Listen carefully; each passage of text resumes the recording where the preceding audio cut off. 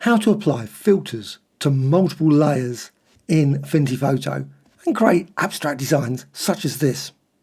Starting from a basic shape, go to the Tools panel and select any of the shapes. I'm just going to go with the Rectangle tool, create a rectangle, and then press the right arrow key.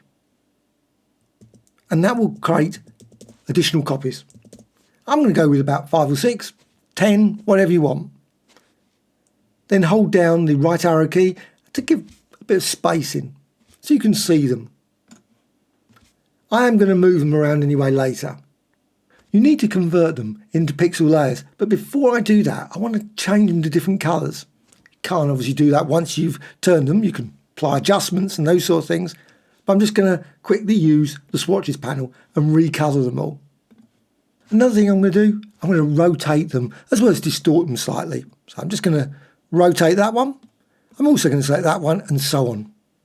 Once you've done that, select them all, then go to Layer and down to Rasterize. They all need to be turned into pixel layers.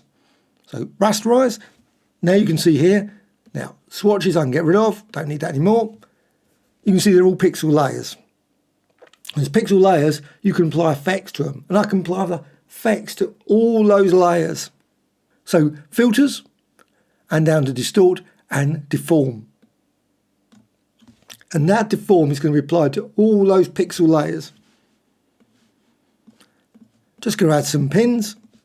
Always need to do that. And you of course could use any other filter as well.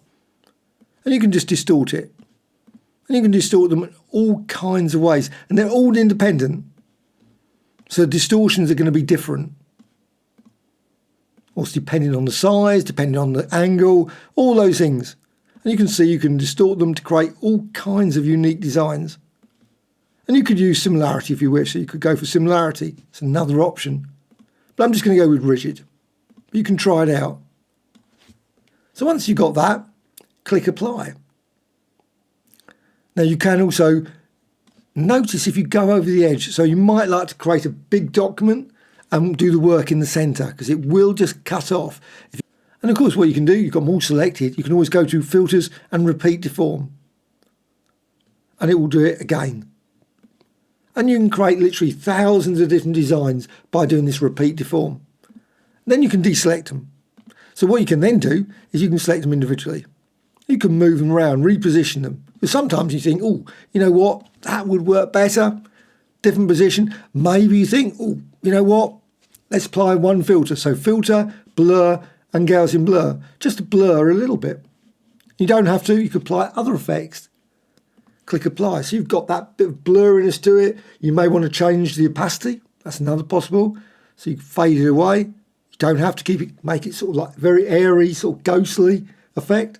Or change blend modes. So select a different one. There's one there.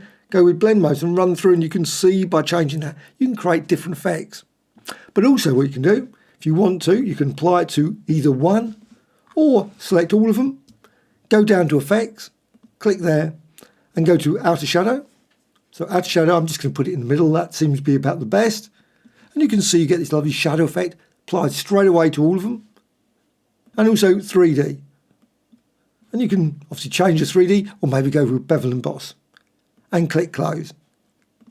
And of course you've got that design, and you can again still continue to reposition things, select different ones. You might think, you know what, that works better there, that there, could position it there, and so on. Or rotate it and distort it. But literally thousands of different designs can be created from one basic rectangle in Affinity Photo.